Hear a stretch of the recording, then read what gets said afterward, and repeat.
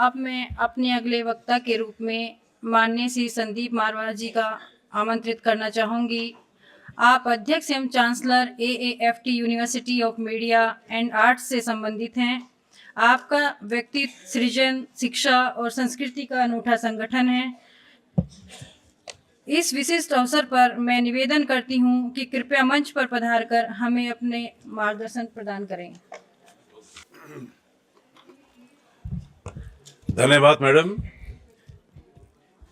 दीनदयाल उपाध्याय जी को याद करते हुए मैं अपने चंद शब्द यहाँ पर प्रस्तुत करना चाहता हूँ। मंच पर सुशोभित देश के महानुभवी और इस सभागार में बैठे हुए मेरे प्यारे भाइयों और बहनों जो देश भर और दुनिया भर से यहाँ पर पहुंचे हैं, दो लाइनों के साथ शुरू करना चाहता हूं कि सभी दिशाओं से शुभ सुंदर, भाव विचार भरे नित अंतर, पुण्य धरा बन जाए स्वर्ग ये मेरे यत्नों से करुणा कर। जी हां, मैं कहना चाह रहा हूं, चाहे उत्तर है, दक्षिण है, पूरब है, पश्चिम है, देश है, विदेश है, आप चाहे किसी पहाड़ की चोटी पर हैं या किसी समुद्र के किनारे खड़े हैं, आप चाहे हरे भरे बगीचे में रंग बिरंगे फूल देख रहे हैं या दुनिया की शायद सबसे खूबसूरत महिला को देख रहे हैं, हकीकत तो यह है कि दो चीजें ऐसी हैं जो इन तमाम चीजों से भी ज्यादा खूबसूरत हैं, और वो हैं आपकी विचारधारा और आपकी भावनाएं। और कितने मजे की बात है कि दोनों ही चीजें आपके अंदर समर्पित हैं, आपको आंखों की भी जरूरत नहीं। आइए आज के इस शुभ अवसर पर परमपिता परमेश्वर से यह निवेदन करें कि हे परमात्मा, मुझे अच्छी भावनाएं दे, मुझे अच्छी सोच दे, ताकि मैं अच्छे कर्म कर सकूं और अच्छे कर्मों से इस धरती को स्वर्ग का रूप दे सकूं। ऐसा मेरा मानना है। मुझे उम्मीद है कि आप भी मेरे साथ सहमत होंगे। दीनदयाल उपाध्याय जी की विचारधाराओं को मैं अपनी शब्दों में पिरोने की कोशिश कर रहा हूं कि काम शुरू करते नहीं भय से नीचे लोग, मध्यम तजते बीच में देख विषम संयोग, पर उत्तम वे लोग जो हर दुर्गम पथ झेल, दृढ़ता से बढ़ते कदम बाधाओं को ठेल। और इससे पहले कि मैं आपको इन तीन लाइनों का अर्थ बताऊं, यह कहना जरूरी है कि मैं फिल्म, टेलीविजन, मीडिया, आर्ट और कल्चर की फ्रेटर्निटी को बिलोंग करता हूं, और हमारे इस पूरी इंडस्ट्री के अंदर हमने कभी भी समाज को चाहे धर्म, चाहे जाति, चाहे ऊंच नीच, अमीर गरीब, हमने कभी भी विभाजित नहीं किया है। हमने हमेशा एक ही धर्म को माना है, और वो है नेशन बिल्डिंग, देश का विकास। ये हमारा धर्म है। लेकिन उसके बावजूद भी मैंने समाज को तीन भागों में बांटने की कोशिश की है। काम शुरू करते नहीं भय से नीचे लोग। कौन लोग हैं जो तुच्छ जाति के हैं इस देश में आज? वो लोग जो काम बताने से पहले ही 100 बहाने तैयार रखते हैं। मैंने ऐसे तमाम लोगों को तीसरी श्रेणी में डाला है, C क्लास जिसे मैं कहता हूं। ये वो लोग हैं ना कभी आगे बढ़ते हैं ना आगे बढ़ने देंगे, ये कभी जिंदगी में सफल नहीं होते, आपको सफल भी नहीं होने देंगे। मध्यम तजते बीच में देख विषम संयोग। कौन लोग हैं जो B क्लास दूसरी श्रेणी के हैं? वो लोग जो किसी के प्रोत्साहन से, किसी के थोड़े उत्साह से काम तो शुरू कर देते हैं, लेकिन जैसे ही कोई नदी, नाला, रोड़ा, कंकर, पत्थर देखा तो उन्होंने हथियार डाल दिए और वहां से भाग लिए। तो ऐसे लोगों को मैंने B क्लास कहा है, मध्यम वर्ग कहा है। पर उत्तम वे लोग जो हर दुर्गम पथ झेल। कौन लोग हैं जो उत्तम वर्ग को बिलोंग करते हैं? ऐसे लोग जो जिनमें जोश है, लगन है, उम्मीद है, काम करने की क्षमता है, ईमानदारी से काम करना जानते हैं, देश के लिए करना चाहते हैं, समाज के लिए करना चाहते हैं, कुछ करके दिखाना चाहते हैं, अपने काम के प्रति वफादार हैं। ऐसे तमाम लोगों को मैंने उच्च कोटि को कहा है, क्योंकि यही लोग हैं जो अल्टीमेटली जाकर अचीवर्स कहलाते हैं, यही देश को आगे लेकर जाते हैं। और ये मेरा सौभाग्य है कि आज इस सभागार में एक नहीं कई हजारों, यानी हजार क्यों, क्योंकि एक आदमी एक एक देश को, एक एक सिटी को, एक एक कंट्री को यहां रिप्रेजेंट कर रहा है। तो ऐसे तमाम लोगों के बीच में मैं यहां खड़ा हूं, जो सभी लोग भाग्यशाली और पहली क्लास के यानी कि उत्तम कैटेगरी के लोग यहां मौजूद हैं। आप सबको मेरी तरफ से बहुत बहुत मुबारक, क्योंकि आपने दीनदयाल उपाध्याय की विचारधारा को लेकर अपने समय को, अपने आज के इस कार्यक्रम को सफल बनाने की पूरी चेष्टा की है। दोस्तों, ये मुझे सौभाग्य प्राप्त हुआ कि मैं हिंदी का कुछ काम कर सकूं। हिंदी पे हमने बहुत तवज्जो दिया। नोएडा फिल्म सिटी का मैं फाउंडर हूं और ये कहते हुए मुझे हर्ष होता है कि नोएडा फिल्म सिटी में तकरीबन 9 करोड़ लोगों की फुटफॉल अब तक हम लेके आ चुके हैं और जितने लोग वहां नोएडा फिल्म सिटी में आते हैं उन्हें मैं कोशिश करता हूं कि हिंदी से उनका ताल्लुक जोड़ दूं, यानी कि कम से कम हिंदुस्तानी भाषाओं से उनका ताल्लुक जोड़ दूं। और मारवा स्टूडियो के सरजमीन पर तकरीबन 30 लाख लोग 156 मुल्कों से आ चुके हैं और मैंने इन तमाम 156 लोगों को हिंदी और हिंदुस्तानी संस्कारों से रिलेट करने की पूरी कोशिश की। जिस संस्थान को मैं चला रहा हूं वो आज दुनिया के पहले 5 बड़े संस्थानों में उसका नाम आता है। हमारे 36,000 स्टूडेंट जो हमारे पास 145 मुल्कों से यहां पहुंचे हैं वो मेरे नहीं सिर्फ संस्थान के नहीं बल्कि एक्चुअली हिंदुस्तान के वो एम्बेसडर बन गए हैं हमारी हिंदी और हिंदुस्तानी संस्कारों के। और यही सबसे बड़ी मजे की बात है कि मुझे सौभाग्य प्राप्त हुआ कि मैं 4-5 मंत्रालयों को एडवाइजर हूं, भारत सरकार के साथ काम कर रहा हूं और मुझे बार बार मौका मिलता है विदेश में जाने का और मैं अपने संस्कारों को लेकर यहां से निकलता हूं और मैं दुनिया के हर कोने में जहां मुझे मौका मिलता है बात करने का, मिलने का, सेमिनार अटेंड करने का, समिट करने का, कॉन्क्लेव में भाग लेने का, तो मैं जाता तो हूं हिंदुस्तानी बनकर लेकिन वापस आता हूं उनका एम्बेसडर बनकर। और ये मेरा 10वां वर्ल्ड रिकॉर्ड है कि हमने तकरीबन 90 देशों के राष्ट्रपति और उनकी सरकारों ने हमें अपना कल्चरल एम्बेसडर नियुक्त कर लिया है। अब ये जो खिताब, ये जो मैं मोतियों की माला या जो हीरो का मुकुट पहनकर मैं आगे बढ़ रहा हूं, इसमें सबसे बड़ा जो श्रेय है वो हमारे हिंदुस्तान के संस्कारों का है।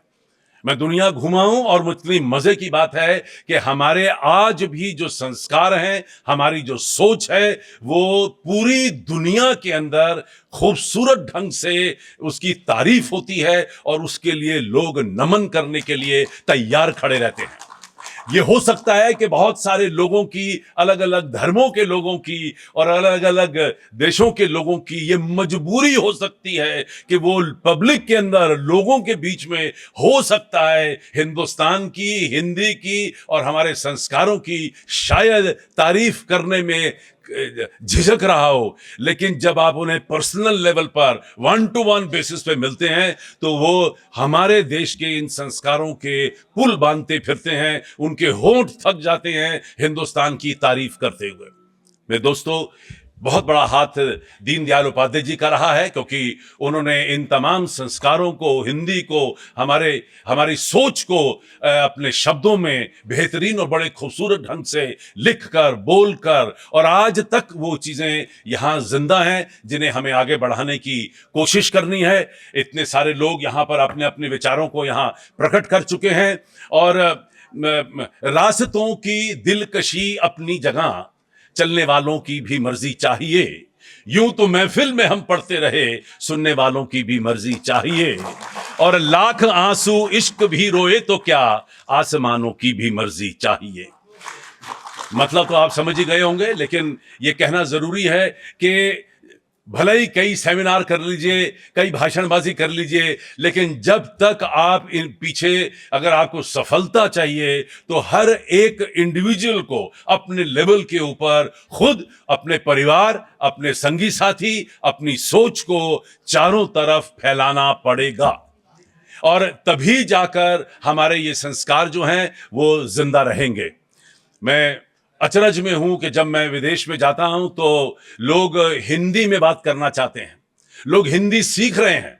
अभी परसों ही मुझे मौका मिला स्लोवाकिया के एम्बेसडर के साथ, मैंने उनका एक फिल्म फेस्टिवल किया। जब वो मेरे यहाँ पहुंचे और मैंने उनका बड़ा आदर सत्कार मान किया जो हमारे तौर और तरीके हैं हिंदुस्तानियों के, और जब मैंने उन्हें good morning and welcome sir करके बड़े अच्छे तरीके से स्वागत करने की कोशिश की तो उन्होंने उसके जवाब में बोला, संदीप जी नमस्कार, मुझे बड़ी खुशी है यहाँ आकर। मैं चंबे में पड़ गया और मैं लगता नहीं था कि ये हिंदी, तो बोला मैं सब हिंदुस्तान में आया हूँ एम्बेसडर बन के, मैं हिंदी सीख रहा हूँ। और सिर्फ इतना ही नहीं बल्कि हमारे संस्कारों के साथ ये लोग जो जुड़ जाते हैं, इतना तत्व, इतना जोर, इतना इतना जादू है हमारे संस्कारों के अंदर कि कोई भी उससे प्रभावित हुए बिना नहीं रह सकता है। गलती कहां हो रही है? गलती हमसे खुद हो रही है कि हम लोग वेस्टर्न सिविलाइजेशन की तरफ भागने की कोशिश कर रहे हैं, उनके तौर और तरीकों को अपनाने की कोशिश कर रहे हैं, जो शायद एक बहुत बड़ी भूल है। तो हमें यह देखना है कि किस तरीके से हम लोग अपनी सोच को खासतौर पे अपनी हिंदुस्तानी सोच रखें, ताकि आने वाली पीढ़ी हमसे हमारे संस्कारों को सीखे और हमारी भाषा जो हिंदी है इसे जिंदा रखे। ये मुझे सौभाग्य प्राप्त है। मेरे 3 रेडियो स्टेशन चलते हैं, रेडियो नोएडा, रेडियो रायपुर और रेडियो मुंबई, और तीनों रेडियो स्टेशन में 80% प्रोग्राम जो हैं वो मेरे हिंदी में जाते हैं। 20 इंग्लिश तो इसलिए कि मजबूरी है, वरना मुझे अगर मुझे मौका मिले तो मैं वो भी हिंदी में कर दूं, लेकिन एक बोर्ड है और बोर्ड कहता है साहब 20% इंग्लिश रहने दीजिए, क्योंकि मुसीबत तो इस बात की है कि अपने ही हिंदुस्तान में बहुत सारे ऐसे लोग हैं जो अभी हिंदी समझते ही नहीं। तो शायद उसके लिए हमें अगर अपनी बात कहनी है तो वो 20% हमें चलाना पड़ता है। मुझे एक टेलीविजन स्टेशन चलाने का भी सौभाग्य है। हमारा MS टीवी OTT चैनल चल रहा है और उसके अंदर भी मेरी पूरी कोशिश रहती है कि 80% हमारे जो कार्यक्रम हैं वो हिंदी में ही जाएं और संस्कारिक कार्यक्रम जाएं, ताकि उन्हें देखने के बाद लोग हमारे हिंदुस्तान की तारीफ करें।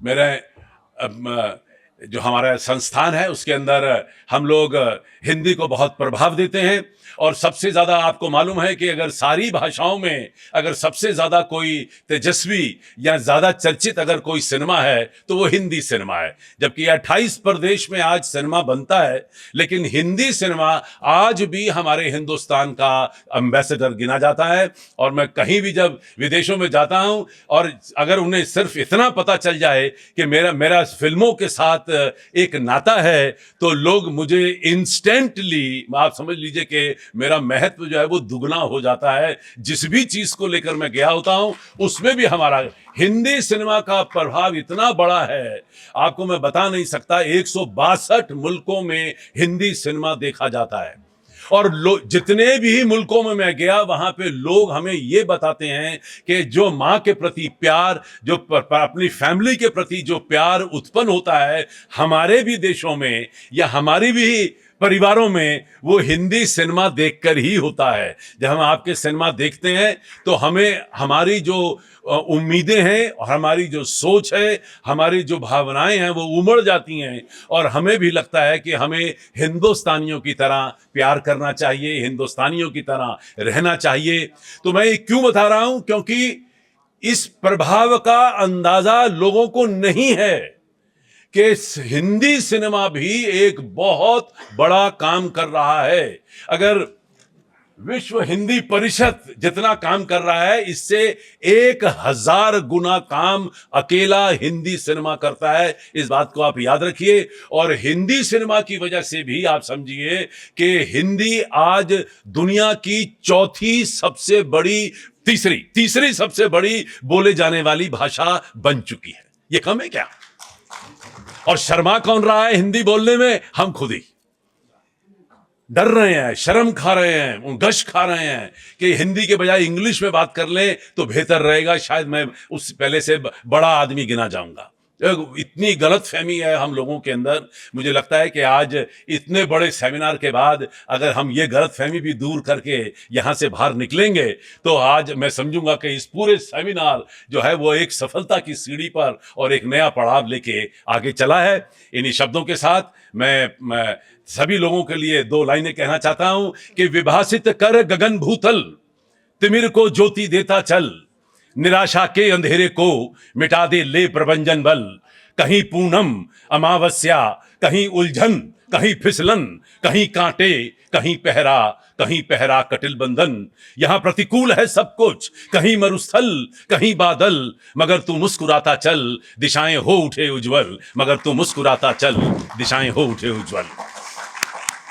और 2 लाइनें जाते जाते कि जिस ओर चले हम मस्ती में, झुक जाए उधर अंबर भूतल। आजाद वतन के बाशिंदे, हर गीत हमारा है बादल। विविध प्रांत है, अपनी अपनी भाषा के अभिमानी हम, लेकिन सबसे पहले दुनिया वालों हिंदुस्तानी हम। Thank you very much. जय हिंद, जय भारत।